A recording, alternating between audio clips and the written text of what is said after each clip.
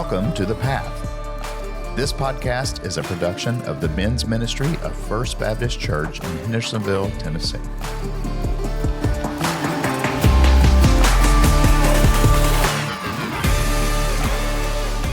Welcome back to the Path Podcast. I am Jeff Tarkington along with fcarney. Today we are joined by Matt Elliott. Matt is a Hendersonville Fire Fighter, so a fellow first responder here on the show with us today. We're excited about having him. Matt and Foster, I believe, are actually in the same Sunday school class, not called a Sunday school class anymore, or are y'all not? We're not. Never were. What? I thought y'all were. Oh, well, No, never mind. We're then. friends. We've done missions together, but Okay. no connect group. I thought y'all connected through the Connect group. That'd have been cool. So that's a good way to start. Well, I'll be making a mistake. That's awesome. But we're very fortunate to have Matt here and get to hear, this about him, his life, what he does, and, what following Christ means to him. So, Matt, welcome to the show. Thank you very much. All right. Well, this as we get started, the first thing we like to do is just kind of find out who you are, like where you're from, where you grew up, what things were like for you. So, where are you from? Tennessee? Are you from Hendersonville, or what is your story? Lifelong Middle Tennessean. Yeah, I'm born and raised. I grew up in Old Hickory. I'm sure most people around here know where that is. But grew up in Old Hickory. Went to school down there up through middle school, which was an interesting time to move.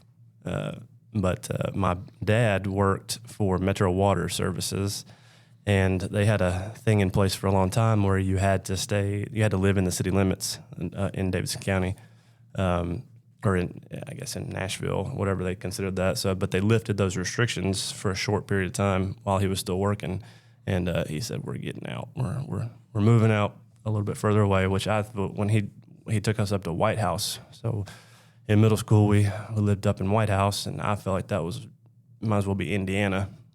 We're driving all the way up the interstate. I'm like, where are you taking us? It's forever away. But lived there, went to middle school and high school there, and then got married. We went to Portland for a little bit, lived in Gallatin. So, yeah, been around here this whole time. So where did you go to White House High School or White House Heritage High School? White House High School. So I had the opportunity or the option to pick which one because they had just divided it when I was sophomore, junior, something like that. And I was involved in baseball and sports and friends, and so I had the chance to stay, so we stayed. Now, my sister was the first, I think she was the first graduating class of White House Heritage. Okay. So you said you played baseball. Any other sports or anything, or what? Well, I attempted to play all the sports. Baseball was the only one I was good enough to not get cut at. Yeah. But no, I focused on baseball. I was a baseball guy from a little guy. I started playing when I was 5 years old and played all the way up through high school. I didn't go further, which is kind of part of my story, but. Not that I had a bunch of talent. I wasn't a D1 ball player or anything like that. But I could have played some junior college ball. I had a couple of walk-on options with some small schools. But I chose to stay home for a girl who's not my wife. That happens a lot. Yeah. Actually, a friend of mine who went to White House, his older brother was there and had all kinds of basketball opportunities. Yeah. Chose to stay for a girl. Didn't work out.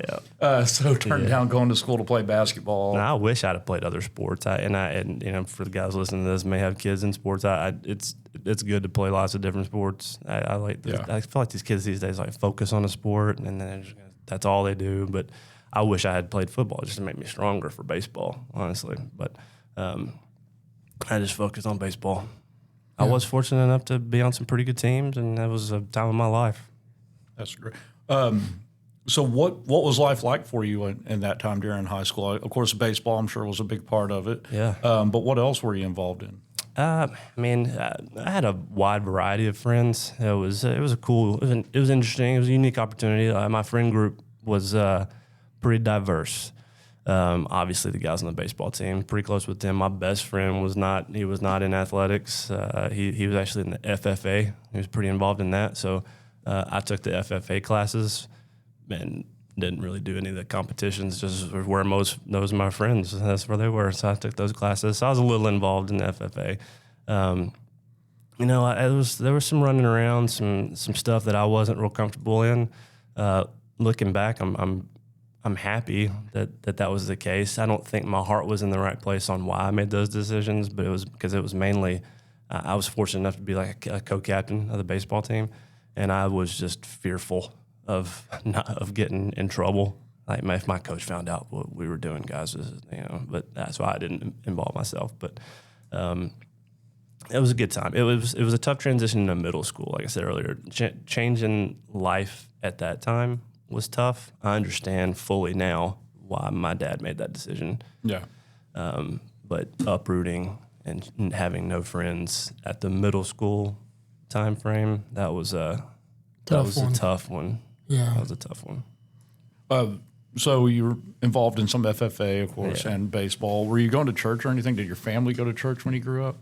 They did, yes, when I was younger. I'll take that back partially.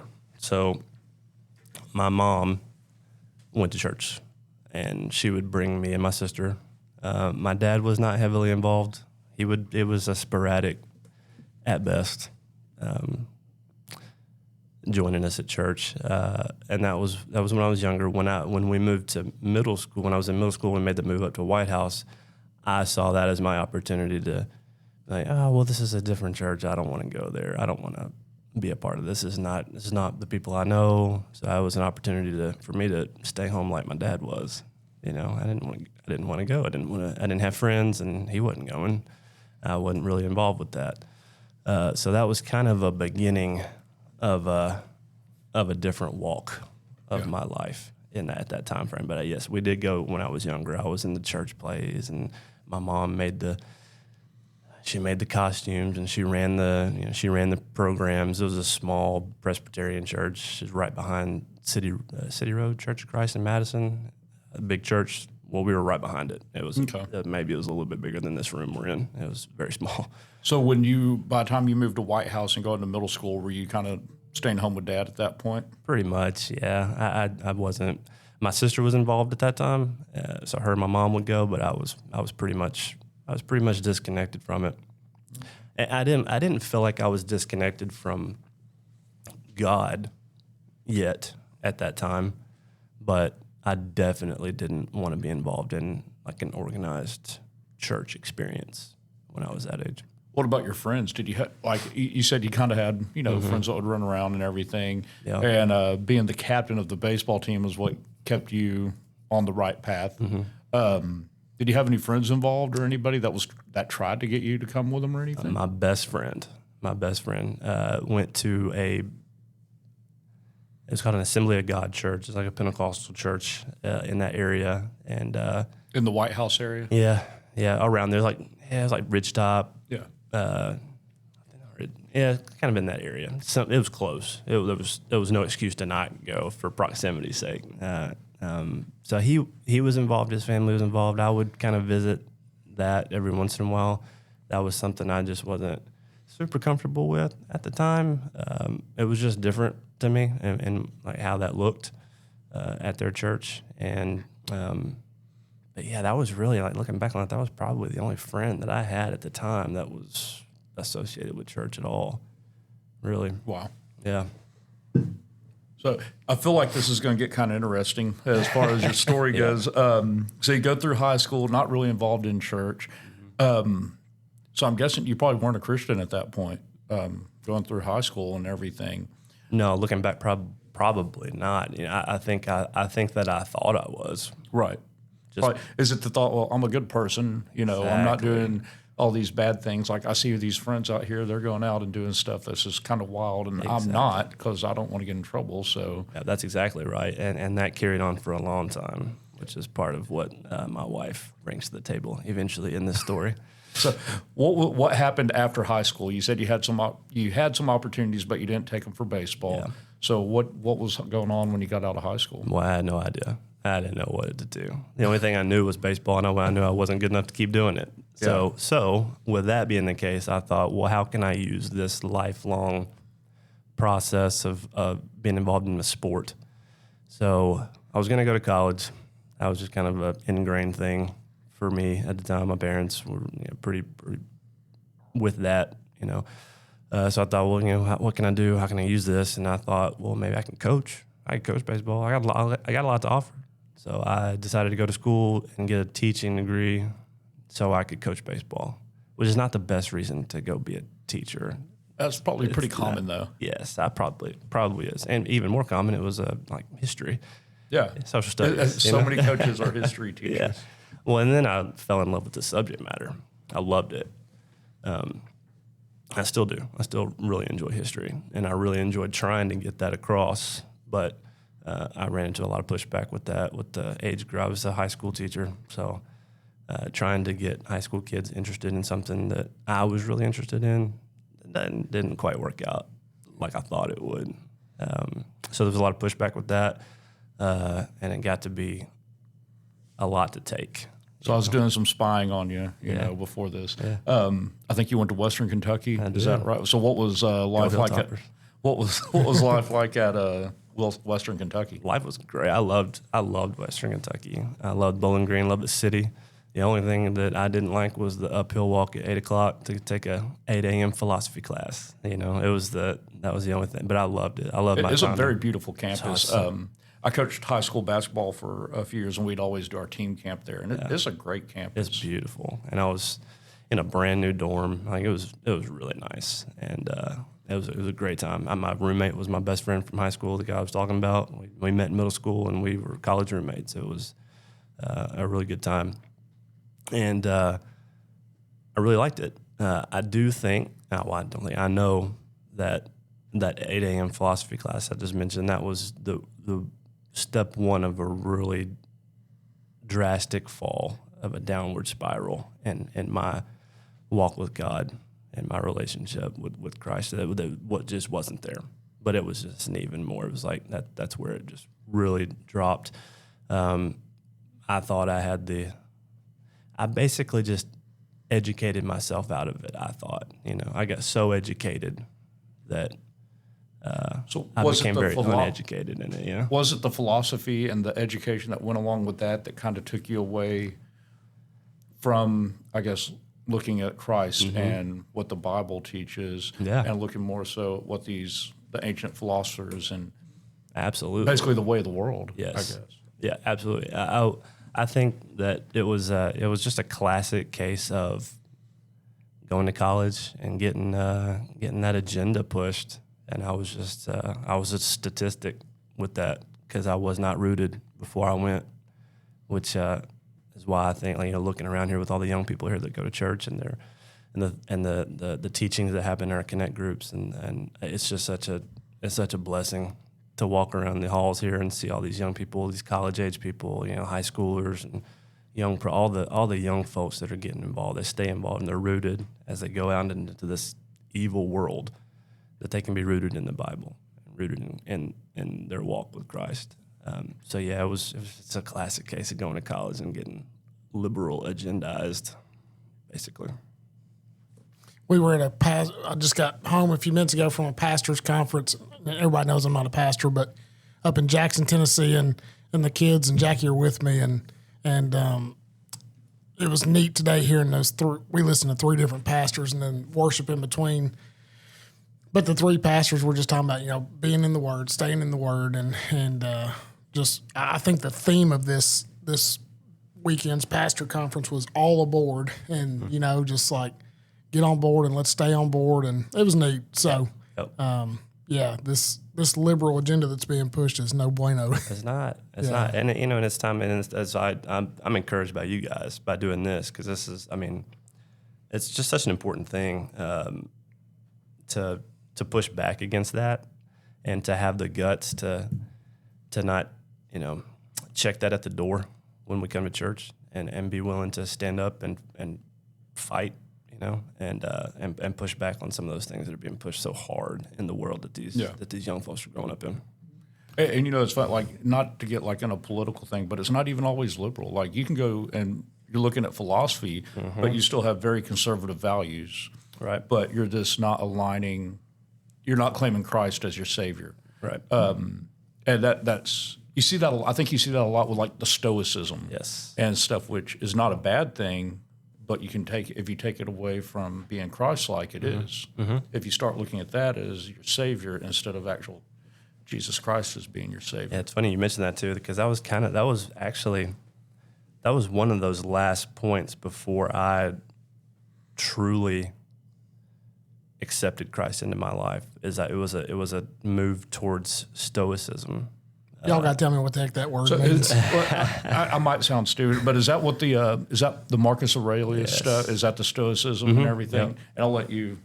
Yeah, well, You're the philosophy guy. You can describe that a little further. I've forgotten a lot that I learned back then, but that's basically it. I don't know a whole lot more than that. Marcus Aurelius, his book Meditations is kind of a Stoicism classic. It's a lot of self-actualization and an understanding of what the ego is and how that can be an enemy to your everyday life. It speaks There's real a lot of highly Christian values to it. Yes, there are. Very much so. There are. But like you said, if you take that away and you start to think, well, this Marcus Aurelius guy he was something, Right. But the thoughts and the teachings were not him. Right. It's something else. I would say a lot of it's kind of similar to the Proverbs that we've been going over on Wednesday night, and you can see a lot of parallels Yes, there. you can.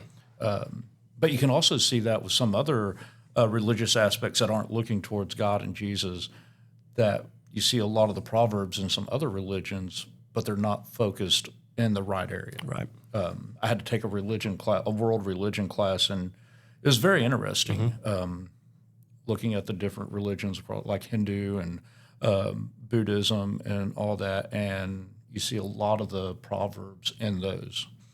In the same way with the Stoicism stuff. Yeah. So it's very interesting. So stuff what the to heck look at. Stoicism mean? It's probably Google worthy just to get a real good definition of it. But I'll do that while y'all are talking. I think it's like I don't know how I would put it. It's just kind of being like calm, collected, responsible. Okay. And it's kind of like taking ownership. There's a lot of ownership aspects of it. So here's a definition. Stoicism is an ancient Greek philosophy that teaches that wisdom is the key to living a happy and fulfilling life by focusing on what you can control, your judgments, your actions, and responses, and accepting what you cannot. Its core principles involve practicing four virtues: courage, temperance, justice, and wisdom. Key Stoic practices includes differentiating between what is in your control and what is not, focusing on the present moment, and applying reason to manage your emotions. I mean, you read that, Yep. it sounds great. Yep. And you see there's a lot of Christ-likeness in there too. And it brings to mind a couple of things that come to my mind often is, first of all, anything God creates, the enemy tries to corrupt. Right. Whatever it is. Yeah. And then, on the opposite end of that, what the enemy intends for evil, God will make for good. So, as long as you stay Christ-centered and some of that, those specific facets, then we're on target. We're good. Another thing that comes to mind is when you're talking about all the world religions. One of my favorite stories is of C.S. Lewis, and he's a group of well-educated college professors are in this classroom, and they're debating all the world religions, and they got a big chalkboard. Writing down all the ins and outs of all those religions and arguing this, arguing that, and then C.S. Lewis walks by the room and they pull him in and they say, what's so different about Christianity with all this? And he just kind of erases the middle and writes the word grace. And just kind of a drop the mic moment, just kind of drop the chalk, walk out of the room, because that explains it. It's the grace of God. Yeah. So. No, it's good. That's real good. So you're at Western Kentucky. Mm-hmm. You enjoyed your time there. Everything going great. Mm-hmm. Did you meet your wife there, or is that after you're done at Western Kentucky? I wasn't quite done at Western Kentucky, and we did meet in college, but she was at a different college. Okay. Austin P. State University. Not too far still. I mean, probably like a little over an hour away from Western. Right. So, but not in the same place. We met through friends. My college roommate, my best friend, he was dating a girl, and my wife Amanda was friends with her. So we met through them, and they broke up, and we got married. So that's how we met. So, with you telling us, you weren't really involved in church, weren't a Christian at the point. You go to college, you get involved in Stoicism, philosophy, all that, and now you meet Amanda. Mm-hmm. What is her background? Was she raised in church? Was she a Christian? What is going on there? Yep, she was raised in church. She was a Christian. She's a Christian. She has been a Christian since she was, I think, 6 years old. Is when she remembers very vividly sitting on her dad's knee and accepting Christ and praying and confessing that He is her Lord and Savior from that young of an age. And she has been rock solid since then. I mean, we're all human and we're all imperfect and we're all sinners, but she has maintained that. She has been as unwavering as any individual I've ever come across or heard of. So yes, she had a very rich and fruitful background in church. Her grandmother was a career missionary, and she did like the going to Russia. Like she was in the Red Square, like she was doing some real mission work. Worked closely with a missionary. Her name is Mikan. She wrote a book, and so yeah, she's been in and around involved with it since she was a little girl. So you start dating her. Eventually, you meet her parents, and you come in there. How did that go when you're involved in philosophy and everything, and not really heavily involved, and your faith isn't where it needs to be at that point? Yeah. How was that? Not great. Not great. Was that a discussion that was had, or is that just like, hey, what's going on? I think it was definitely a discussion that she and I had in our relationship and what it looked like for me, and she was very clear on her beliefs and what she expected and what she expected not to be having going on, and I totally respected that. It was a lot of that with her and I, not so much her parents and I. We just kind of kept our distance, and I resented that for a long time because I was a stupid young boy that had no idea. Probably in your early 20s. Yeah, so I was like, why does this dude not want to be nice to me, man? Like, why does he think I'm such a bad guy? Like, I don't get it. Why are we not getting along? Like, why is he so weird? Yeah, that's what I thought. He's probably thinking, why is this 20-year-old so weird and trying to date my daughter? Exactly. And now having a daughter, I really understand a lot more about where his mindset was, and luckily we've come a long way in our relationship since then, for sure. But yeah, man, it was an odd time because I loved this girl with all my heart and still do, and I just couldn't quite understand why her parents didn't dig me. I was a good guy, right? I thought. You're just missing part, right? I was missing a big part. Yeah. So, we kind of talked about one of the questions I ask guys is their struggles with faith. So, what I want to be a little bit different. So, you're going to college, you get involved in what you're doing, and now you're dating a woman who is a Christian, strong in her beliefs, and she starts telling you, "Hey, this is what I believe."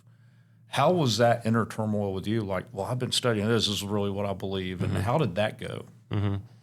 Well, and even then, I didn't really have a strong dislike of it, of Christianity. I would say I just didn't understand. I had a lot of an indifference, maybe. Yeah, I had a lot of questions, and I really couldn't find the answers or anybody that was willing to give me answers, biblical answers at the time. And that's not for anybody else's. Probably was my problem because I probably wasn't asking the right question or trying hard enough. So there was a lot of ebb and flow with that time because there was. We went to church together. I was totally willing to do whatever I needed to do.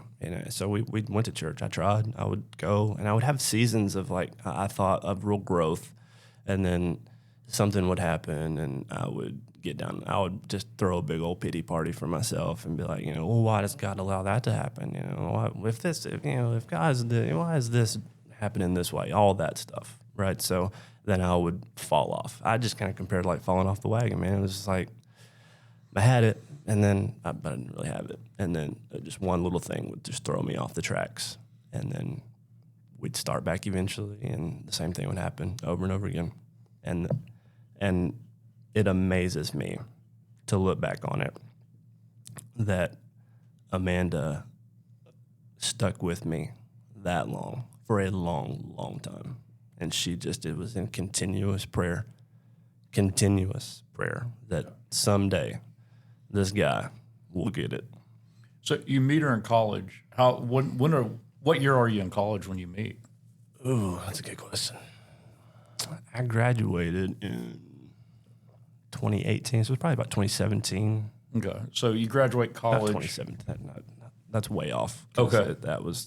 I think I added a decade there. I graduated in 07. I was going to say, man, you're a lot younger than I Man, thought. I'm not. I wish I was. So 07, and so about a year of college you're dating, and then you get out of college. Yeah.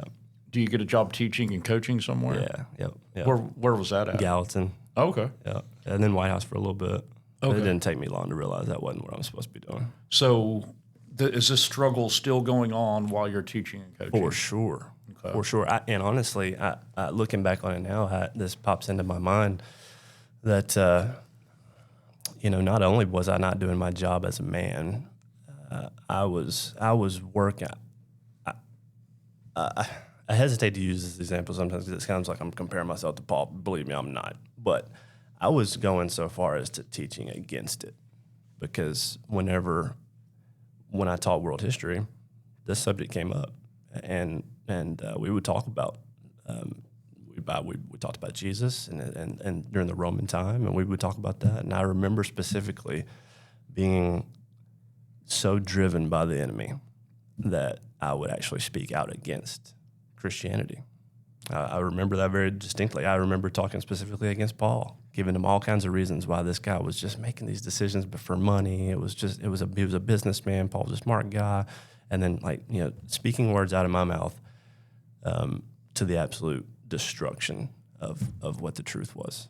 So it didn't take me long there, and he didn't let that happen. How long did you teach for? How many years? 4 years. And then you're like, man, I've had enough. Yeah. It was just like, man, I was coaching baseball. I have been, and I'm still working on not being a perfectionist.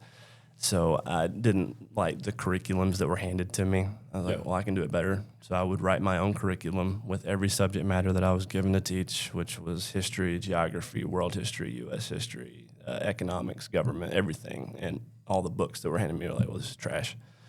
I'm gonna write my own curriculum. Well, that's not that easy, and That's a lot of work. It's a lot of work, and if it was in season, I mean, if we had an away game, I wouldn't get home until midnight, 1 o'clock, be up at 6 to be, and it was just a downward spiral. And then on top of all that, with just the apathy with the kids, spending all this time to try to make this interesting on you guys. And I was literally asked one time, why don't you just give us worksheets like all the other teachers? My goodness. That's a slap in the face.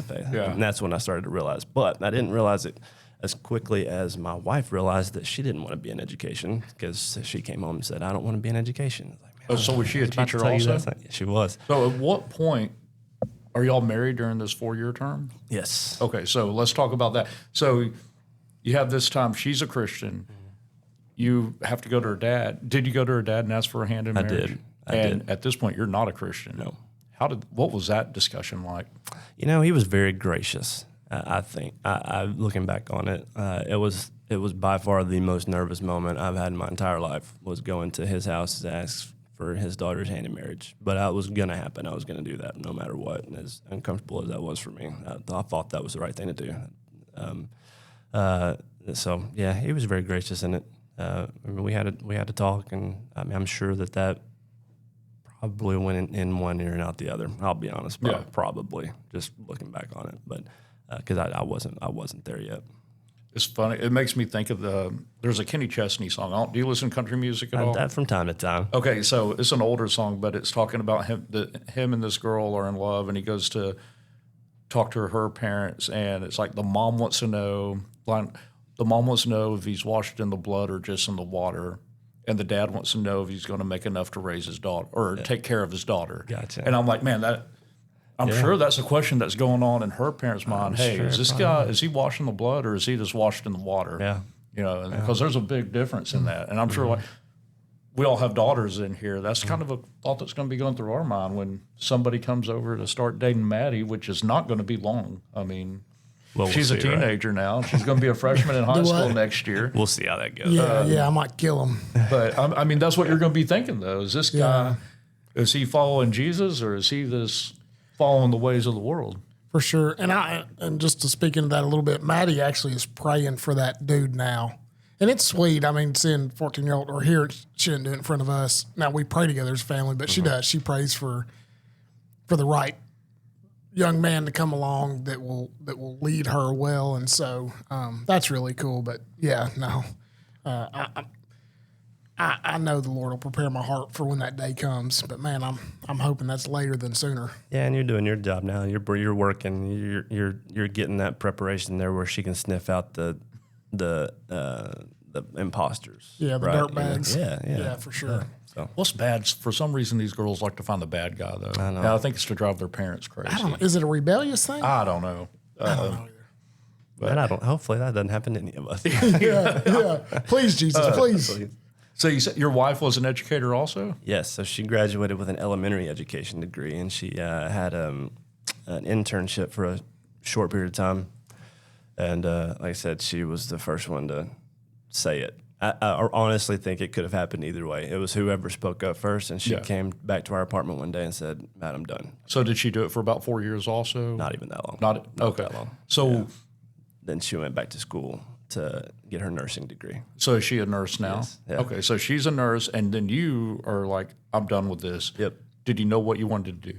I wanted to just survive until she got out of nursing school. And as soon as she graduated, I knew I wasn't going to do that anymore. I had no idea what it was going to be. So you didn't know, hey, I'm going to go be a firefighter, Never EMT. crossed my mind, man. Never crossed my mind. I was never. It's funny because we'll have kids come to the fire hall and some guys that are looking to get into the service and like, well, what's your story with the fire service? Is it something you always wanted to do? And like, man, I'm gonna be honest with you. This is a different story than everybody else because I don't ever recall as a young kid ever thinking about being a firefighter. Not one time. I don't remember like fire trucks. I don't remember any of that. It was baseball. That was all my mind was on was baseball. So the firefighter thing came from just kind of thinking, you know, and honestly, I know where it came from now. It came from God. I didn't know that at the time, but he put me on a path that has been very, very good. And I was very blessed. But we had a family friend, my dad's best friend from high school, or all his life. They were friends all their life. So it's an odd thing to be able to say, but so he was a training chief with the Nashville Fire Department. So he had mentioned, have you ever thought about that? I was like, not really, man. And we talked a little bit about it and what it looked like, and then I thought, well, the teamwork mentality of it all is what I really dug that. You know, looking for a job that was team associated. That's just what I was comfortable with the whole sports background, baseball specifically, but. Thought that could be something cool to do and serve. You know, I knew I wanted to just serve people. I didn't quite have it figured out until the fire service came around. So, okay, you test with Hendersonville, you become a Hendersonville firefighter, and it's funny, like, it's still so much more competitive to get on at a fire department than it is a police department. I mean, you'll have a couple hundred people show up for, you know, few open spots. We don't have that. Most police departments aren't having that. So you become a firefighter, still not a Christ follower at this time. When does that moment happen, and what is that like? Well, just to be real honest with you, it didn't happen until pretty recently, in the last 3-ish years, is when that epiphany really happened for me. Now, I kind of started down a path. Obviously, we've been here for a while. Yeah. We started coming here about 7 years ago, and for a long time I was checking boxes while I was here. I would just to call it what it was. I was checking boxes. I knew this is where I was supposed to be. It's where my wife wanted to be, and that's where I needed to be, but I didn't know why. So I kind of stopped fighting against it. So we've been coming here for that long, but then about three-ish years ago, I remember very clearly, I'll never forget where I was that day. Amanda and I were sitting in our living room, and she said something biblical. I don't exactly remember what it was. She started a conversation, and it was in a way that typically would have just eating at me, like made me upset. Like, why can't we just have a conversation about like a TV show or a daggone sports team or something, you know? Why we always gotta be talking about the Bible? Why we always gotta be talking about this? Why is that seemingly all that you talk about? It's not. It wasn't. But that's what riled me up. So I remember her asking a question or saying something like that, and then my response was atypical. It was a biblically oriented response, and I engaged in the conversation. And in that moment, it was like a light bulb went off, or maybe even like a flash of light in the room. It was such an odd sensation in the room with both of us. And I could tell that she immediately recognized it as well, and I did. And then in that moment, we both knew that our lives had changed. For sure. And you've been attending here for a while at that point. Yeah, it's funny. I was out of town this past Sunday, so I didn't teach my class. I teach on Sunday mornings. But the week before that, I brought up, I go, there might be, the class is a men's class at 7:30 in the morning, so not a whole lot of people there. Yep. At the most, we'll have 10. But I try not to think to myself that every man in here has made that decision. And I think we do that. Like, people have been seeing you come to church here, you're coming for a few years, but you hadn't made that decision. The last men's night of worship that we had, I was just sitting there thinking that, I go, I guarantee there's some men in here that have not made the decision to follow Jesus, have just not done that. And I think as being in the positions all three of us are in now, that's something we always have to consider. We got the next men's night of worship coming up soon. Sunday night. Oh, is this Sunday night? Okay. Very soon. But there's going to be men there that aren't following Jesus. They're doing like what you said. They're checking the boxes. They're coming. The outside appearance is that they are. But if they were to die, they're not going to heaven. And I think that's something very important. Like you're saying, it's something to think about. It's something for us to realize. And I think, our church does a great job. Maybe there's some opportunities for some more of that recognition, or at least acknowledgement that is possibly or probably the case as we walk around here. And maybe some people that are new in their beliefs and need to be maybe taken by the hand and kind of directed a little bit. There's always things that can be done, to further advance people's walks. But did your ego hinder you, like when you made the decision, and I'm guessing you got baptized here and everything, did your ego hinder you in doing that because you think, people already think I've done this? And now I'm a grown man going up here doing this. Oddly enough, no, because, and I just say that from a fleshly standpoint, no, but I knew what I needed to do, and it didn't really matter what I thought anymore. My life is the Lord's. So, probably for the first time in my life, my ego did not get in the way. That's great, because I could see that affecting people. Absolutely. Like, they're come to church, and I don't know if you could see, if any of y'all feel this way, but man, you're doing everything right, and I don't want people to know I wasn't a Christian all this time. Yeah. And it having an effect on them, and I think, you doing that, you coming on here and talking about that, the effect that this can have on guys that have been doing the same thing. They've made that decision, but they haven't gone forth publicly and shown it, and how important that is for other men and their families to see. Absolutely. For your wife to see you being baptized. And what that will do for your whole family. Yeah. And if there are any guys out there listening to this that are in that situation, I would just plead with you to not let that be a roadblock. There's just so much to gain from that obedience that you're called to. That please don't let the ego stand in the way of the outward expression of a discipleship opportunity that would provide for people. And I want to add to that just a little bit. Paul tells us, I don't remember if it's in Galatians or I don't know. It could be in First Corinthians. It's in the Bible. It's in the Bible. It's Paul talking to a church. But he says, I want to boast in my weakness. And the reason we want to do that is because every man has this thing called pride.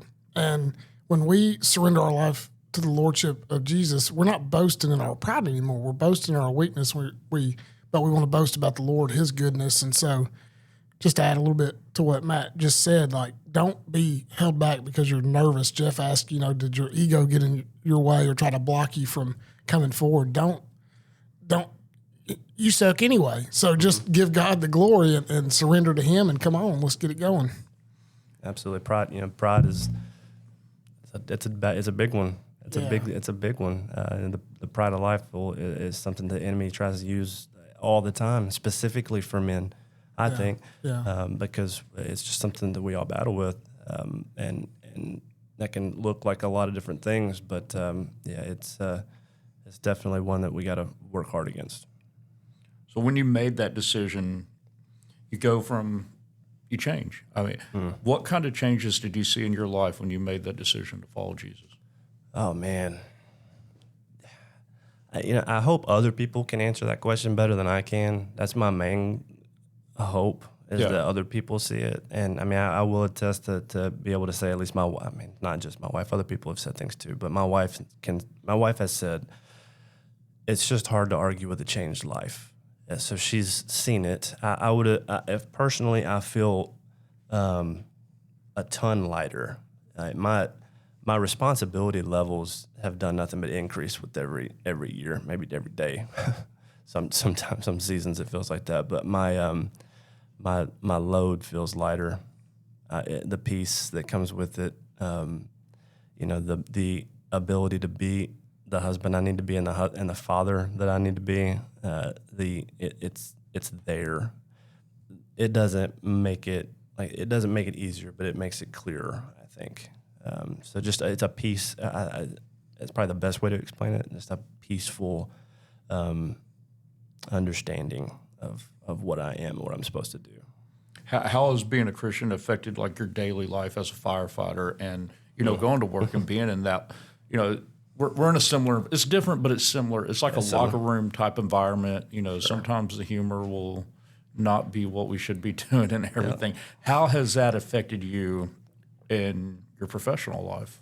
I thought it was going to be so much tougher, and that was one of the things that maybe even more, as far as the fearfulness aspect of that changing of the lifestyle. That was one of the things that I battled with internally a lot. It's like, how am I gonna live in this lifestyle that I have lived in the past very easily, but daily, a daily change there is it's kind of like going into Babylon, honestly. Going into the fire hall and the fire service, I work with so many good guys, so many. My crew is incredible. My day-to-day life has changed by just, and this, I'm sure that they would attest to it as well. Like maybe some of the joking stuff that we did, I don't necessarily get involved with that as much, and I can delineate myself from maybe that kind of line of thinking.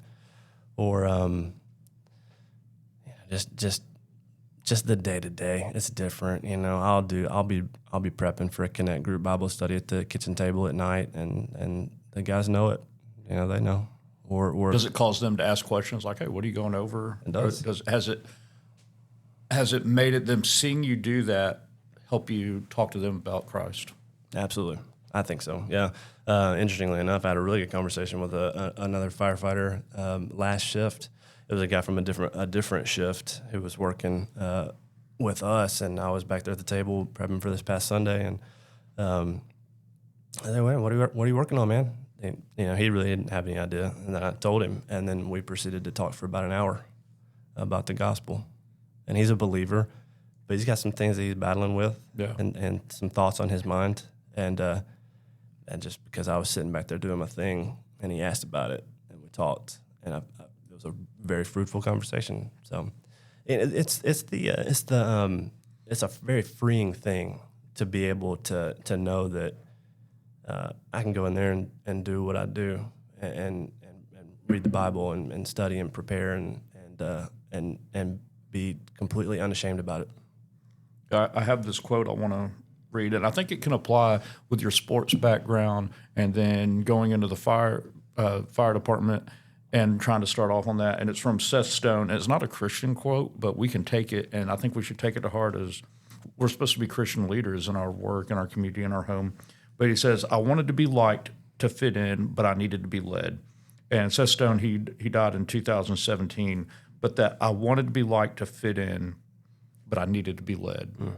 You know, when you started off, when you're a freshman playing baseball, you would probably do a lot of the stuff the seniors wanted you to do because you want to fit in. For sure. When you get on to the fire department, you want to fit in with who you're working with. Yep. And that can go great or it can go really bad. And now you're one of the senior guys, and the impact that you can have on these young guys coming on the fire department where they're wanting to fit in, but they need to be led, and how you can lead them in Christ-likeness.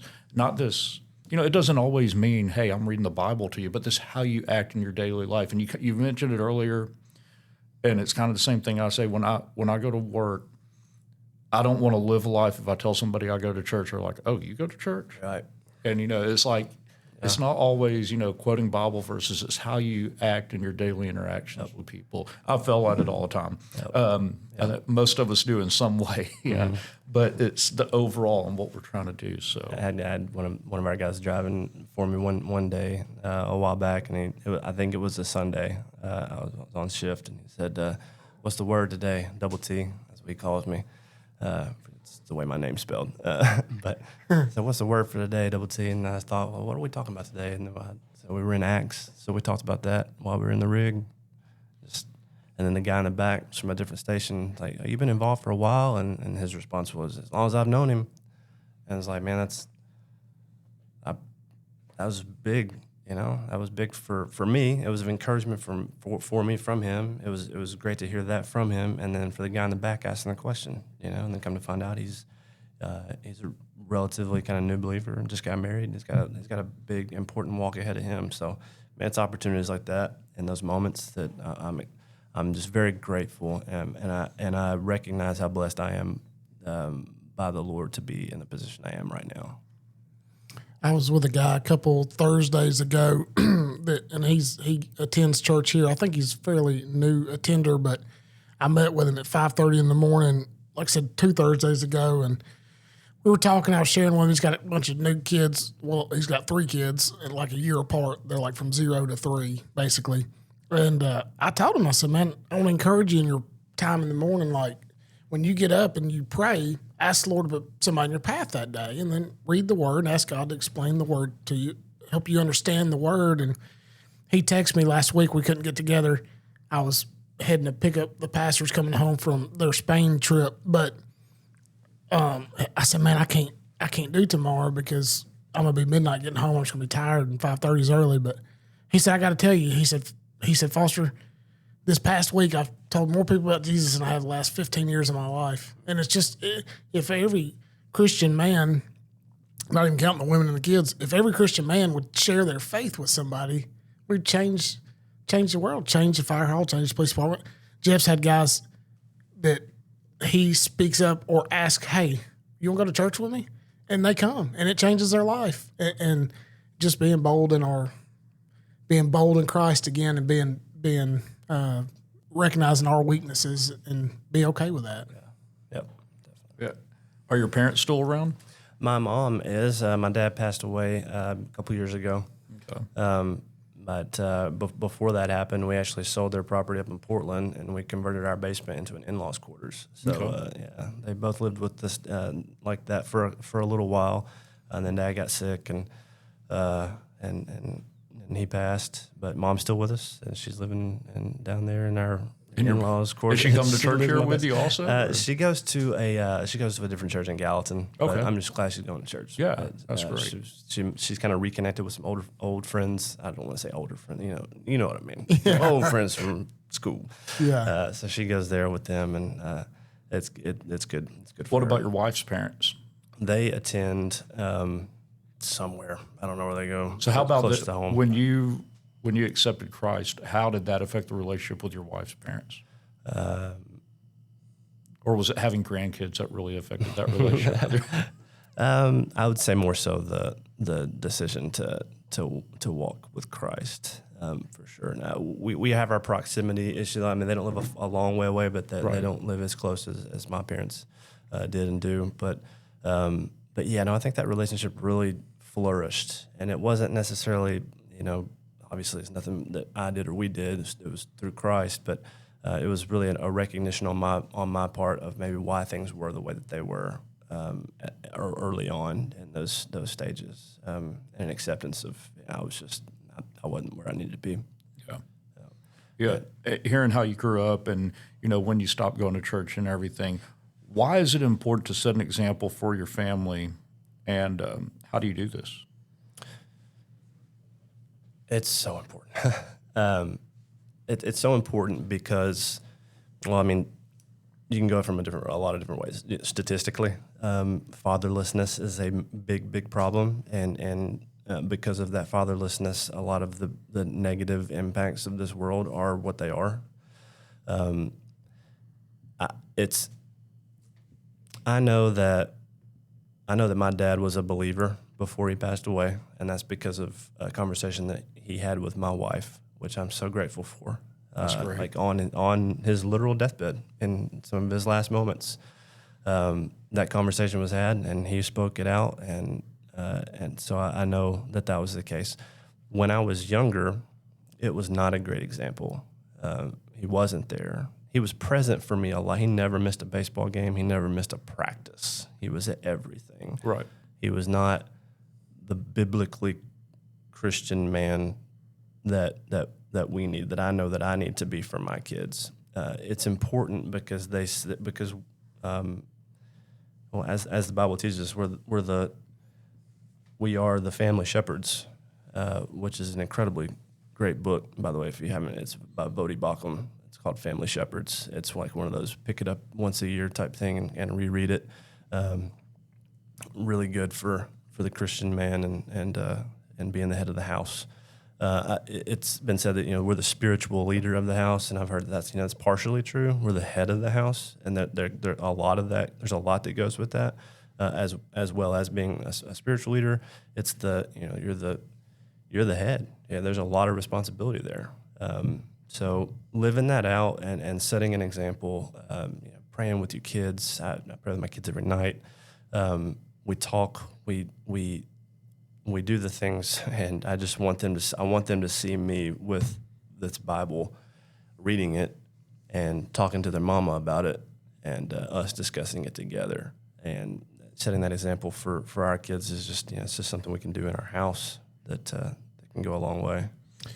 Proverbs chapter 22, verse 6 tells us, train up a child in the way he should go, and when he is old, he will not depart from it. So it's critical. Yeah, very. Yeah. When you accepted Christ, does that change your dynamic on how you and your wife interacted? Oh, for sure. Yeah. Does it make it a conscious thing for you now that you want how many kids do you have? We have two. Two daughters? Yeah. No, two. A daughter and a son. Our daughter, Lindy, she is 9. She'll be 10 in February, and my son, Silas, just turned 6. So is it conscious in your mind that you're wanting to set an example on what you want your daughter to be treated like by her husband and how you want your son to treat his wife? Absolutely. Yeah, absolutely. What a blessing that we have as fathers to have that opportunity to model that in what could be and should be in their lives. Yeah, I mean, I want to speak that into my kids' lives. For my daughter, we read Psalm 139. You're wonderfully and fearfully made. You're knit together in the womb. God knows everything about you. You are made the way He wanted you to be made, and I want her to know that deep in her heart, that when those boys do come knocking and sniffing around, that she knows what to believe and what not to believe, and what's real and what's not real. When the mean girls are saying things in class or this and that, I want it to be so deep into her heart what she knows is the truth, that she knows what to really listen to and what to not listen to. And then on the opposite side with that, with my son, I want him to be strong. I want him to be strong in his faith. I want him to be a wild man. I want him to be the boy, that grows into a man. And I want him to know what that looks like biblically. That's great. Is he playing baseball? He is. Yeah, he just finished up his second season of T-ball. Are you coaching T-ball? No. I don't know if I'm going to coach. I don't know. I haven't made my mind up on that yet. I've heard it said different ways, but I do like that. I do like it put that he'll have tons of coaches, but he'll have one dad. Right. So I'll probably just be the guy that's willing to help every once in a while, but we'll just do our work at home. That's great. This little lighter note, because we've been pretty heavy here for a minute. What's your favorite baseball team? I'm a Braves guy. You're a Brave? Tough season. I mean, hard not to when you grow up in this area. Mine's the Texas Rangers. I grew up in the Dallas-Fort Worth area. For me, it was going to be the Cubs or the Braves. It was what was on TV when I was a kid. TBS and WGN. Yeah, that was what was there. So I just. Is there any moment that this stands out for you that you can remember, like either attending a game or there's something that? Oh yeah, for sure. Several, but I could narrow it down to a couple too. First of all, one that really stands out was when I was younger, and I actually went to a Nashville Sounds game with my dad and my grandfather at the same time, which was very, very rare. It was rare that me and Dad went to a game. He was obese. He was a really, really big guy, and he was that for a long time. 6'4". I don't know what happened to that with me.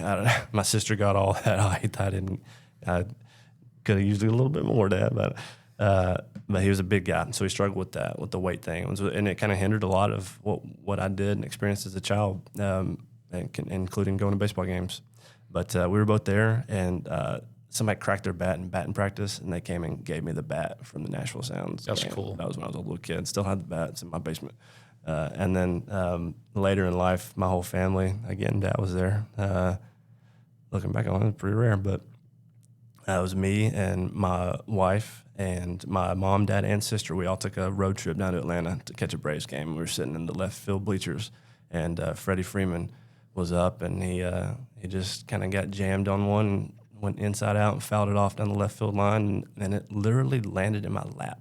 Oh, that's so cool. I caught a foul ball off Freddie Freeman's bat, that's something I've always wanted to do as a kid. Yeah. So I caught my first foul ball at a major league game, and then there was a little kid behind us that it was his first ever baseball game, and I got to give the ball to him. That was a cool moment. That is so cool. That is cool. It's just funny how sports and being with a family member can bring up such memorable moments. I remember I was in middle school, 7th or 8th grade, and I was growing up in Texas, and I was at Nolan Ryan's 7th no-hitter. Oh, wow. My baseball team, we went to the game, but for some reason, my dad and I ended up not sitting with him, so we're kind of away from the team, but it was an amazing, thing. And that's the highlight sports moment, which that one's kind of hard to beat. Yeah, so, I've never gone to a World Series game or, anything like that, but that was a really cool thing to be at. Awesome. And I love sports. I grew up playing sports, love it. I think it can teach so much in your life, how to accept failure, how to accept victory. It's fun. I was reading a book. I can't even remember which one it was, but it's like, it's the whole thing about you're either winning or you're learning. But the guy said, when you're winning, you're learning also. Yeah. And when you're losing, you need to be learning also. And you see that in sports so much because you're not going to win every game. Yeah. I'm pretty sure you played baseball in high school. You didn't win every game. We won a lot of them. You won a lot, but you also, because baseball is such a long season. We lost some games. You're going to lose some games. Yeah. And how to handle that, not only how to handle loss with grace, but handle winning with it too. For sure. Absolutely. And you're saying that. Sometimes winning's harder to handle than losing. That can be. Absolutely. And that reminded me of a quote I saw on the Instagram, which, social media is what it is. But if you get your algorithm right, there's a lot of healthy words that are out there to be spoken and gleaned. Philip Anthony Mitchell from the Church of 2819, I just recently saw him sitting down with somebody explaining in hard situations, always catch your win, always catch your W. You're going through something. God's got a plan for it. He's got a plan through it, and never go through anything hard or difficult or any tough seasons without catching your win. There's something to be taken from it, which I thought was a really powerful word coming. That's a good word. Yeah. Is there anybody in your life that you can say was a mentor to you? Like that really kind of showed you the way and everything. Yeah. And also to that, have you ever mentored anybody? And I feel like you sometimes have to describe it it's not that doesn't mean it's a formal relationship or anything, but it's just like, man, this is the guy I always looked to and really kind of steered me in the right way. They might not even know it all the time. Yeah. There's been a few for different walks of life. When I was in baseball, I had several very significant coaches in my life growing up.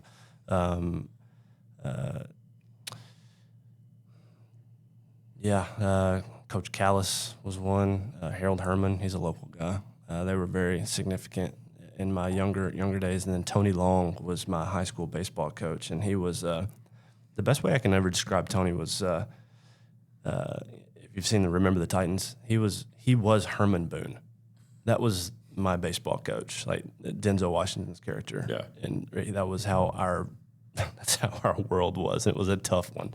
And, after we were done looking back, it's like, he was such a jerk sometimes, but there was a reason for it. And he was teaching us how to be men in a pretty tough era to learn and grow up and learn how to be a man. Obviously, my dad was a pivotal part of my life. It was a big part of my life, and good and bad. And he would be the first one. If he was here today, sitting right next to me, he would be the first one to say it maybe even more bad than good. But either way, I learned from him. I learned a lot from him. And then in the fire service, there's several guys I've worked with that I would consider mentors, and they probably don't even know it. But a couple of really really good ones in there. For sure. Have you had the opportunity to return that to, especially now? Yeah, I have had a formal opportunity this past baseball season with the Full Count ministry that Long Hollow does. They have a mentor program for the Full Count Rhythm, their college baseball team. So they have some. I actually know Josh Carman. Yeah. So his older brother and I were roommates after high school. Yeah. I've known Josh since he was a freshman in high school. Cool. They're doing great things with that ministry. Yeah. So I had the opportunity to mentor a college guy this past season. That was really cool. We got to sit down and talk about basically what's going on with his life. What's his walk look like. What's his time in the Word look like. We talked through a relationship issue here or there. It was cool. I hope that I'm that for some guys at work. I mean that's family. Honestly, I'm with them 33.3% of my life. So hopefully there's some guys at work that would consider me that, and I hope I live up to that expectation if they are. The non-serious side, you can't see Matt. We're not video or anything, but he does have a firefighter's mustache that curls up at the end and everything. Did he have a mentor in your ability to do your mustache game? Yeah. Is that a requirement once you've been on at the fire department for a certain amount of time? It really is. People don't think. Is that a class you have at the fire academy? How to apply wax and curl your mustache? The funny thing now is I don't even have to do the wax. It just knows what to do. Knows what to do. There were some influencers in the mustache game. That's for sure. It started as it's the month of November when we're recording this, so. It is Movember. That's kind of where it started for me. I had to start in like early October so I could catch up with all the guys that just knew how to grow facial hair better than me. But that was like 4 years ago. Then it got to a point where I was actually okay to have it on my face, and my wife didn't hate it too bad. And now I know if I shave this thing off, it's gonna look weird. I don't know that I don't think that's happening. So. Yeah, I can relate to that. Yeah. You mentioned you're. Obviously, it sounds like you're a reader based on what you're into in college and everything. Other than the Bible, do you have a favorite book? Ooh, there's lots, man. In this past couple of years, I've been like just tearing them up. One of my favorite pastors, other than Bruce Chesser and Bruce Raley here, and really all the pastoral staff here, that they all do great, is Joby Martin in Jacksonville, Florida. He has these with the Church of 1122, and every book that he's written, I would recommend any man, and not just man, anybody to read any of them. His first book was If the Tomb is Empty. The second book is Anything is Possible, and that kind of goes together for obvious reasons. You can see that. And then he just came out with a book called Stand Firm and Act Like a Man. And for any man that's listening, I would go order it on Amazon and go to your local bookstore and get it. It's definitely one I would recommend reading. See all those. I mentioned Family Shepherds by Vodi Balcom. That's a really good one. He passed away recently. Yeah, recently, yeah. It's been a tough little stretch for Our godly men. Yeah. Yeah. But it's like what Joby says. I hope when those guys go, like the Charlie Kirks and the Vodi Balcoms and John MacArthur, you can just kind of, the enemy's probably just like, finally, golly, that guy's been a thorn in my side. I hope they throw the biggest party in hell when I'm gone. I hope I can get to that point in my life where I'm such a thorn in the enemy's side that they're celebrating that I'm not here anymore to put up a fight against them. So yeah, man, that's just a list of a few. As far as like nonfiction stuff, I like Cormac McCarthy. The Road is my favorite. I mean, I read one of his books, and I can't remember which one. Yeah. It was a little bit different. It was different than most everything. I was in a book club, and one of his books came up, and it was different than. That was one of the great things about being in a book club is you have these different guys picking. Yeah. So you're not always, You just read picking. something you're not used to. Yeah, and it made me, start picking different genres and everything. The Road by Cormac McCarthy. I picked it up and started reading it at a very interesting time. It was like right in the thick of COVID. And it's basically, for guys that don't know, it's basically a father and a son just kind of in a post-apocalyptic type situation. And they're just out there on the road grinding, just trying to survive. And one of the main premises of the book is to carry the fire because you don't want to let it go out. And obviously that can be taken in all kinds of different ways. And I was a relatively new father to a son at the time. My son was born in 2019, and I picked up this book in 2020 and read it, and it hit me. It hit me like a ton of bricks with the responsibility factor. And it's just looking back on it as I say these words, it's so awesome to see God's working through all of the things and the timing of all of it. Yeah, it's really cool. You said something just a minute ago, and I thought it was interesting. You said you hope hell throws a big party when you're not here anymore because you want to be the guy that shares Jesus so much with everybody that it really makes it impact on the kingdom, but it keeps a lot of people out of hell. And I think the other part of that too, like with these guys that have passed away over the last few months, John MacArthur, Vodi, Charlie Kirk, I hope the other side of that is it really ignites a fire in men to, act like men, be strong in the faith. And I was trying to think of Joby's book, but 1 Corinthians 16:13. Stand firm.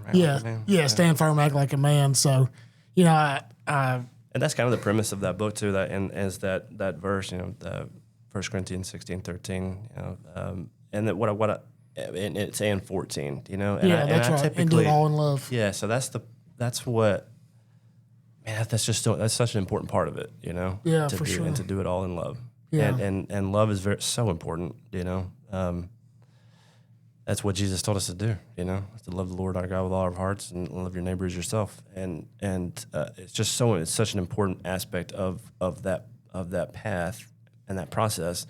But what I think that men are doing a really good job in this church now and have been lately for a while is that love is truth, Love is not always affirming. Right. Love is truth. And you have to love enough. You have to love somebody enough to tell them the truth. And the truth is Jesus. One of the pastors that I heard today, he said, your enemies are the ones that'll tell you the truth. Like they're not scared to tell you what you really are, but your friends sometimes have a hard time telling you what you are. But back to love, I think it's Galatians chapter 5, maybe 22, 23, it's fruit of the Spirit. And the very first attribute of the fruit of the Spirit is love. And then it's joy, peace, patience, kindness, goodness, faithfulness, gentleness, self-control. And what I've heard this described before, that love is kind of the overarching attribute of the fruit when we have the Holy Spirit living inside of us. So I think as men, we can miss it because we think loving on somebody, that's like this is kind of weird, but that's what Christ calls us to do. Yeah, and it calls us to be meek too, and people and men don't like meek. No, because they relate to weak. Yeah, we have a misunderstanding of what meek is. Meekness is like a bit bridled horse. Yeah. But how powerful is a freaking horse? Yeah. that's a big old strong creature, you know. But to be bit bridled means that you're guided, and to be guided by the right person, and that person for us is Jesus. Yeah. And to be bit bridled by the walking and the teaching of Jesus, that's meekness. It ain't weakness, and you ain't got to be soft to be saved. That's right. It's good. That's great. Do you have a favorite passage from the Bible? I do. I got it tattooed on my arm. It's Luke 9:23.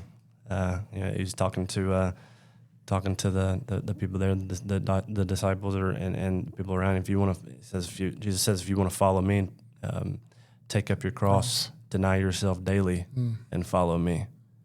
Because it ain't easy, boys. Yeah. It ain't easy. No. And whoever said, and that's something that I was told, or maybe I thought, and just inherently younger, was that, all these Christians just got it made, man. They're all hunky-dory.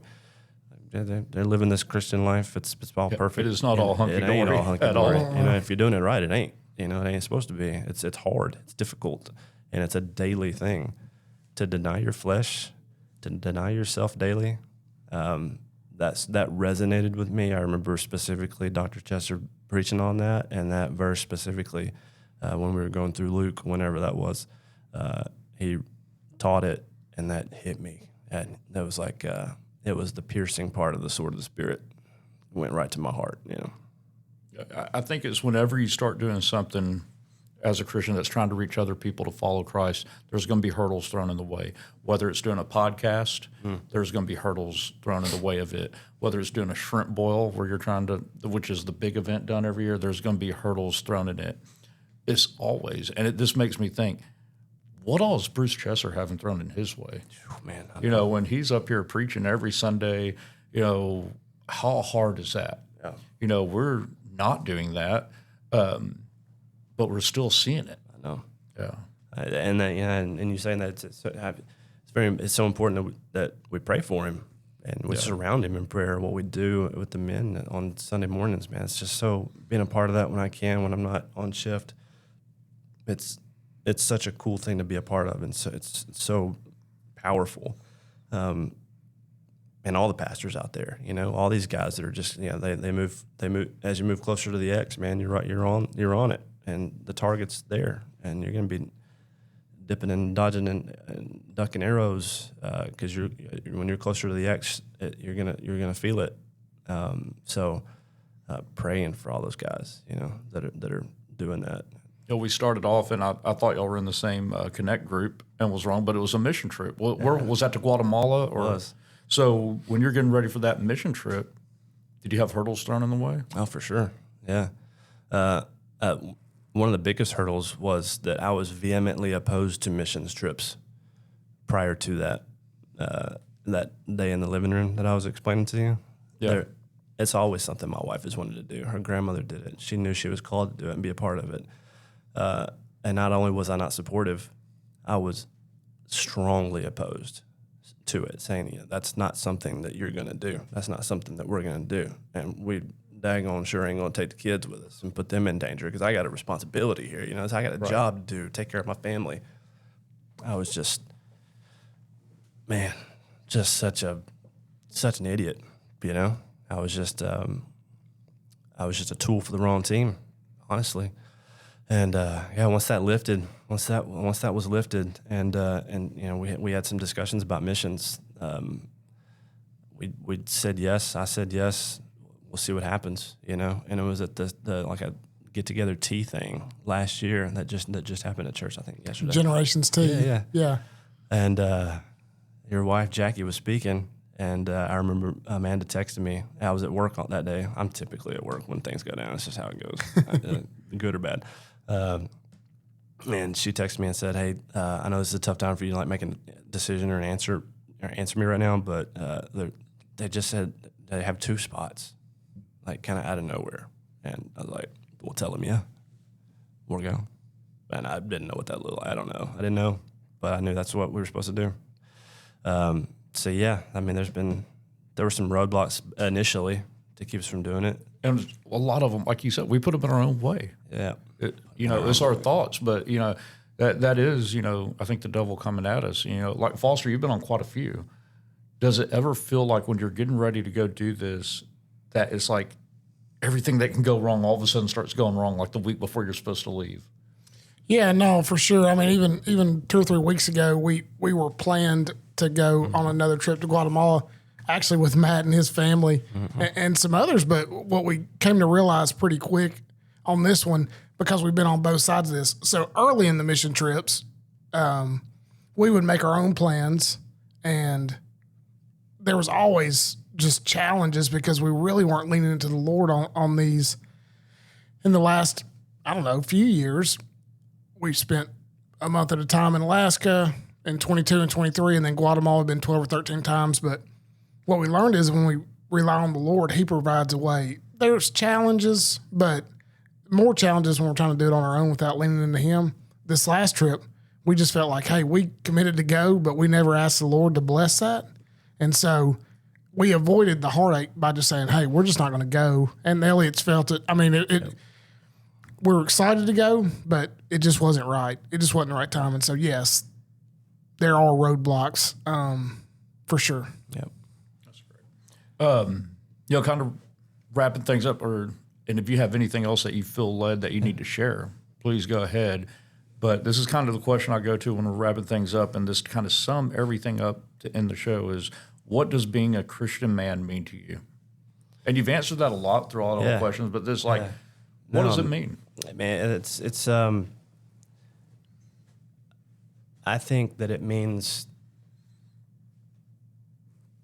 being comfortable, being uncomfortable sometimes. But it's really just the standing firm in your faith. It is 1 Corinthians 16, 13, 14. It's being strong, be watchful, stand firm in your faith, act like a man, and do your job, and do that job biblically. I think that part gets left out sometimes, because you can go, it's like with every, I've heard it said, with every mile of road, there's 2 miles of ditch. So you can go way the wrong way. You can be, you can fit into that mold of that toxic masculinity thing that's out there. You can fit into that, or you can fit into the other side of it and check them at the door and be soft and be effeminate and be that that Danish cover model Jesus effeminate figure that however that came about way back in the day. Yeah. I don't know what the artists were thinking, but so that you can go you can get off track there, but being a biblically strong man, I think, is very important, and I think that looks like it's a very difficult thing, and I think as we recognize that it ain't easy, it's hard, but it's what we were designed to do. That's what God designed us for, is to be that strong leader and to do it biblically. And I think one of the most important things to remember with that is that you ain't got it. That's because that's something I used to tell myself. My wife asked me early on in our relationship, before she was my wife, I remember her, this is another very vivid moment. I remember in the driveway at my parents' house, I was shoveling mulch, and she said, there were a couple of Seventh-day Adventist people coming by and doing some door-to-door things, and they kind of just passed us over. I looked young enough that they didn't want to talk to me, I guess. Maybe was it Jehovah's Witnesses or Seventh-day Adventists? I don't know. I think it may have been Jehovah's Witnesses. I bet it's been a long time ago. I don't know who it was. But they just skipped us over, and Amanda looked at me and said, do you think you're going to heaven? And I said, yeah, I'm a good dude. And that's all I had. And I remember that, and I try to speak that out because it's important for us to remember that we ain't got it. Right? I ain't got this. Yeah, there's no works that are going to get us there. No, there's not. And to do all the things, although that they're difficult to do, is to be a biblically strong Christian man is something that, if we're doing it right, we're doing it in Christ, and that He's leading us, and then we're just walking with Him as we do it and try to fulfill that calling. So yeah. That's good. Yeah, it's good for sure. I think too, men have got to know, and I say it all the time because it changed my life. But you got to be in God's Word every day. Mm-hmm. And our Connect Group teacher Wilson Trout, he's been on our podcast here, but he used to say, and he still says it, like he says, I'm so weak. If I don't start off the day in God's word, I'm going to fail. And there's so much truth to that. And die to yourself daily is your scripture, Luke 9:23. Yep. Take up your cross, and part of that is starting off in the word every day and in prayer. So that's good stuff. It's been great having you on. Yeah, it was an awesome conversation. Thanks, guys. I really appreciate it. Again, I'm just saying, I'm very encouraged by what you guys are doing, and to see in the last few years the men of this church kind of walk in this path is it's so cool to see, and it's so encouraging for guys like me that needed to see it and needed to be around it, and hopefully it is for some other guys that are walking this halls too. Yeah. We appreciate guys like you, so for sure. For anybody that's listening, if you want to be a guest on the show, reach out to us. If you have a topic you want to hear us talk about, or somebody you want to suggest as a guest, reach out to us. Let us know. You can find us at Foster's email. It's fcarney, CARNEY at FBCHville.org. Also, share the podcast with your friends, coworkers, anybody you think it could reach. Leave us a review that bumps up that algorithm where more people are going to see it. But only leave us a 5-star review. If it's not 5, don't leave us one at all. But with that being said, Foster, you want to close us out? Yeah, let me close this out in prayer. Dear Heavenly Father, thank you for this afternoon. You've given us just to spend time talking to Matt and hear about just the redemption story that you had in his life, Lord, how you brought all the pieces together to take him from death and bring him into life. And God, thank you for Amanda's life and the influence and impact that she had on his life, how you used her to reach him. And God, we're thankful for their kids, Silas and Lindy. And God, we just pray blessings over them, and that you will help Matt and myself and Jeff just be godly dads and husbands, and just help us to be more like you. God, we love you. Pray for all the men out there listening, and be encouraged by your word. In Jesus' name we pray. Amen.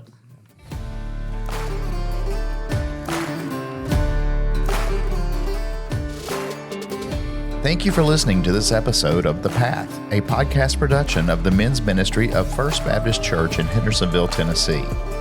For more information, or if you have questions, please visit our website at FBCHville.com.